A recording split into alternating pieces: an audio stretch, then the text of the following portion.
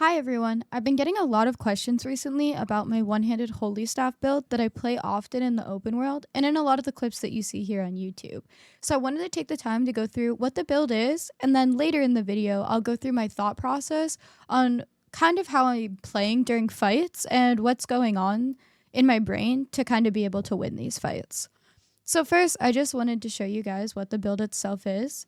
So what I'm playing in most of the videos that you see is one-handed holy staff with a cleric robe, any cloth shoes because I use them on mana sprint, any helm. I usually use plate for my helmet so that I can get a little bit of extra resistances, and then I use it on the first active.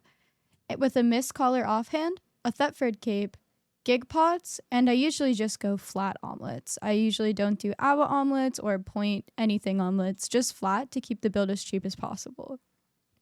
And then I also bring along siphoned energy so that if I get into a sticky situation where there's like way too many bad guys, or I thought I was in a 1v1 and I'm in like a 1v3, I will OC in order to get that IP up on them.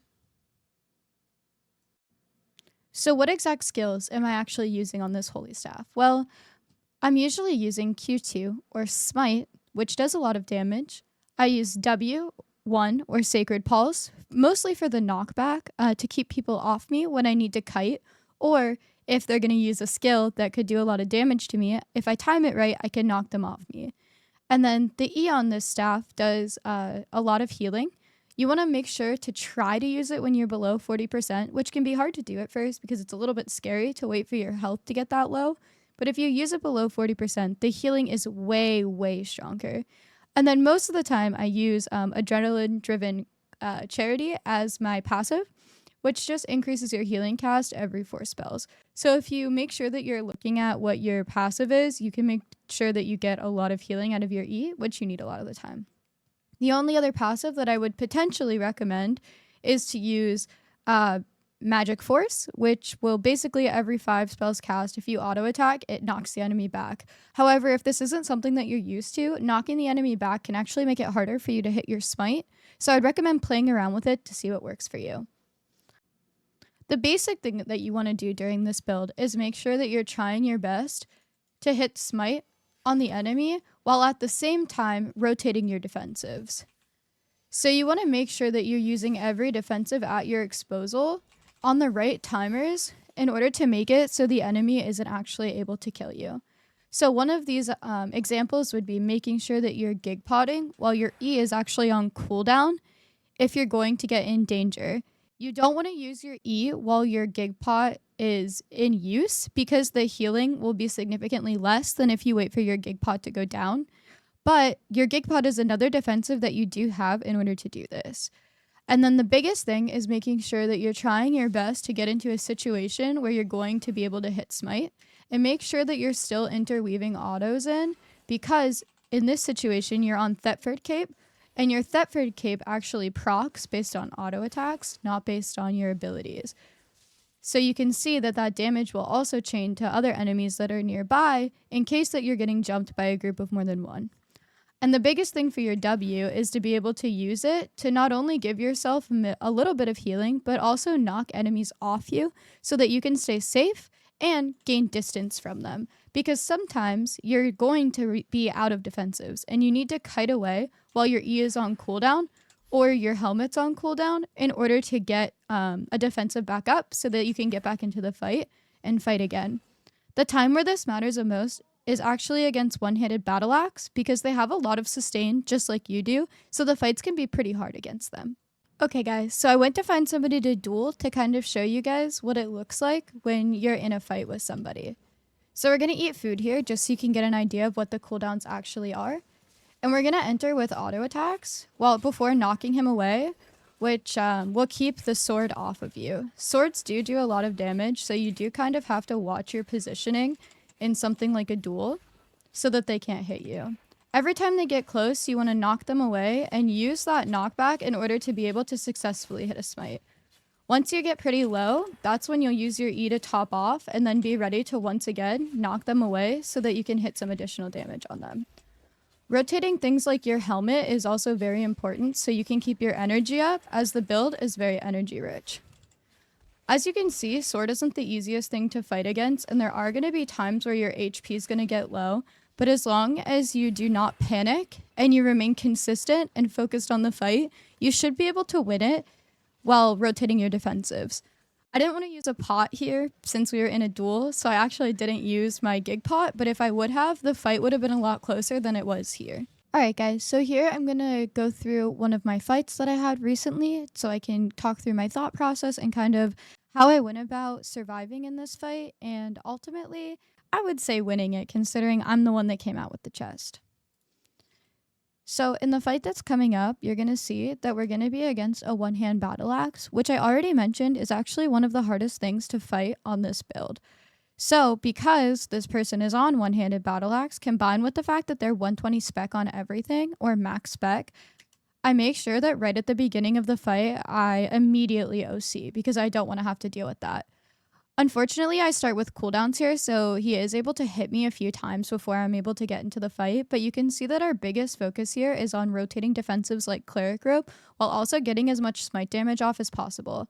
Another person comes in, a dual swords here, so I kind of have to make sure that I'm able to space and not die to either of them. And another dual swords comes in as well, so it's kind of a pretty chaotic fight. But as you can see, the biggest thing here is making sure that I rotate my defensives.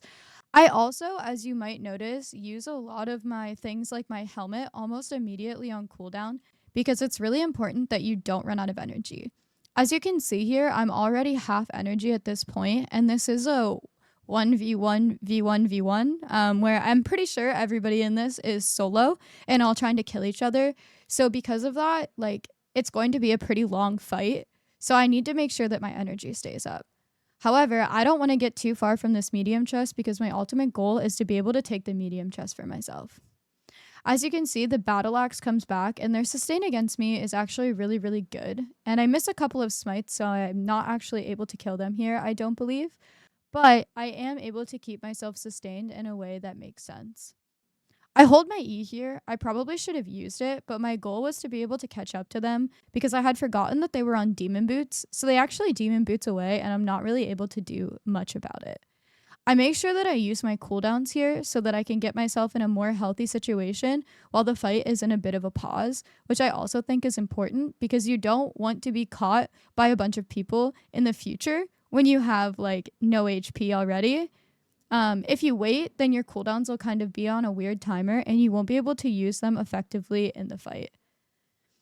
This is me going to see if I can see who that guy was able to go up and kill to see who's out of the fight, but I forgot that your kill board isn't updated for 5 minutes, so we're actually not able to see at this point what's happening.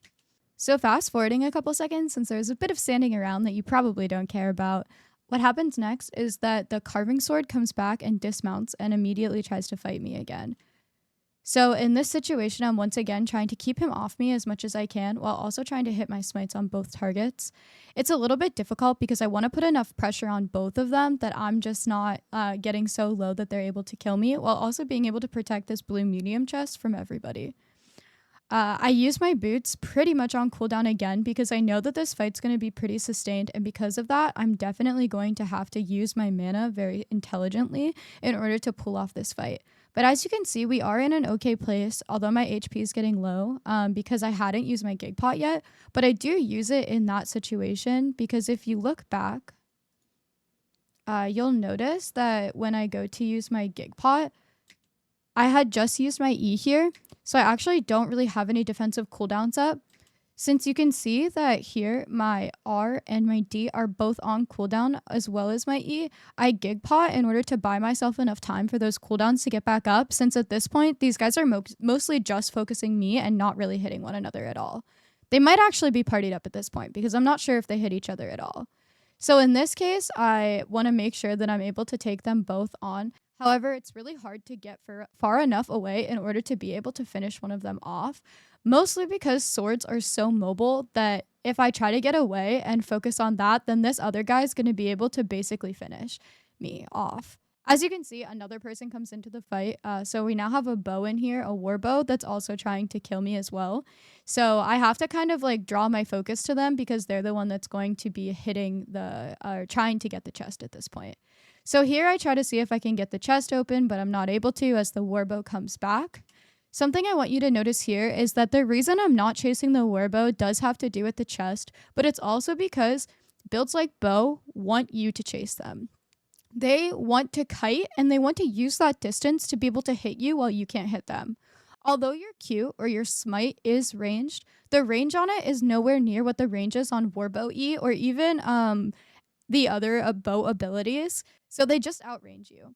In that case, if you're chasing after somebody who outranges you, they will be able to kill you. So you kind of want to force them to come to you, which was my thought here. So that was why I am not fully chasing that bow, but also trying to focus on getting this chest as well. And as you can see, that person's so far away from me, but still able to hit me. So here, I'm not sure if I get the chest yet. No, they're still coming and hitting me and then immediately kiting away. So the bow was actually pretty hard for me to deal with in this situation because of the way that they're playing it. I do take a warbow E right to the face right there, which is not my greatest moment, but sometimes these things happen. So as you can see now, everybody is once again back in the fight, so I focus on rotating things like Cleric Robe to get it on cooldown first. The reason why when my HP was low, I chose to focus on Cleric Robe as opposed to my E was because my E cooldown is pretty short, but my Cleric Robe cooldown is pretty long, so I wanted to make sure that my Cleric Robe got on cooldown so I could potentially use it again in the fight. Then, when my HP was below 40% there, I was able to effectively use my E to save myself. Now you can see that the biggest thing here is just trying to make sure that I'm not in a situation where they're all going to be able to hit me at the same time, which you can see that they are all hitting me and not really hitting one another, even though they're not in the same guild, or they're probably partied up at this point, but they're not in the same guild, so I didn't expect them to all be fighting together. You can see now that the Carving Sword is running out of defensives as they're at the point where they're gig potting in a fight in order to try to fight me. I also gig pot as well because we've been in this fight for so long that my gig pot is back up from cooldown, and I want to make sure that I am not losing this defensive, like to a lack of defensives. So now my gig pot is on cooldown as well, but my Cleric Robe is back up, so we're once again in a pretty safe place to continue fighting this fight. Another thing here that somebody mentioned to me actually in my chat was that if you tag people on their mounts, then they won't regen HP. So I can't remember at what point that was said, and I started to do that, but that was a really big game changer for me. Since the swords are permanently running away and mounting up, they're able to get their HP back by getting out of combat. But if I go up to them and auto attack their mount, then they're actually not getting their HP back anymore, and I'm better able to stay in the fight and keep them from regenning fully. So once again, as soon as a sword runs at you, you kind of want to use your W to bop them back, and then you want to do as much as you can to continue to smite. That was really bad for me because you'll see, maybe you'll notice in the last moment that my Cleric Robe was not procced. So I get into a situation here where I use my Cleric Robe at an inopportune time, and because of that, I have to play safe for a bit. So right there, you can see that my Cleric Robe goes out, but nobody hits me in enough time for it to actually get procced, which was really good on them to do that because now I'm down a defensive and my cooldown is 34 seconds, so it's pretty long. So I'm kind of in a bit of a bad situation here, but what I focus on is trying to kite a little bit more than you'll see earlier in the fight because I don't really have a defensive. But since my E is on a pretty short cooldown, I'm not in the worst space considering the build has so much sustain.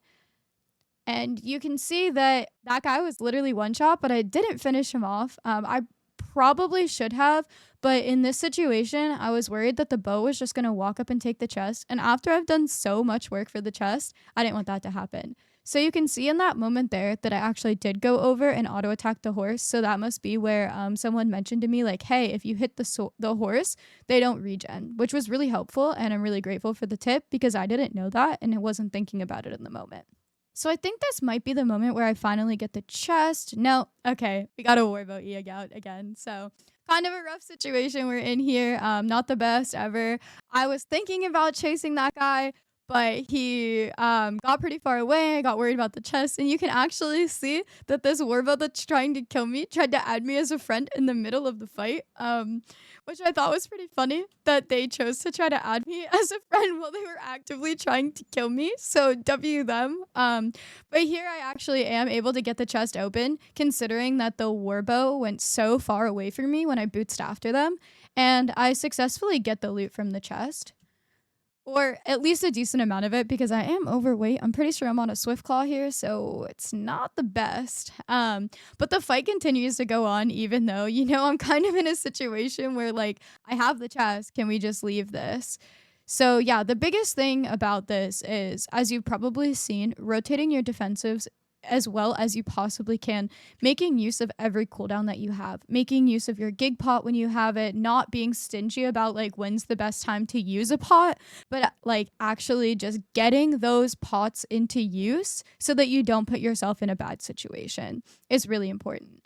Also, you can use your W to combo into your Q so that you're able to do damage from the W and damage by hitting the Q. One person is taken out of the fight here, although the warbo got the kill. Rest in peace me, after all I've been through. But I do loot a bit of it because, hey, I hit that guy too. That's my money. So I was glad I was able to get some of the loot here. However, they're not giving up. So now we just have a carving sword and we have a warbo left. And my biggest thing here is like, okay, can I kill them? Are they just going to run away and leave? Or kind of what's the situation here? So I go back and I'm able to loot most of the expensive stuff off, and then I continue to fight against these guys because they know I looted the chest, so they're just like not really giving up, and I'm kind of in a situation where I either fight or I die. Like they're not really gonna let me out. I mean, I can try to like kite away and mount, but we've been in this for long enough, so like at this point we might as well just finish the fight. So again, you can see a misuse of the cleric robe. To be completely honest with you, I'm not the best cleric robe player. I use it at times where I think that someone's gonna hit me, and sometimes they simply don't hit me. So because of that, I do get into some situations where like it would be really nice to have my cleric up, but I don't have it up. So yeah, I mean, take with that what you will.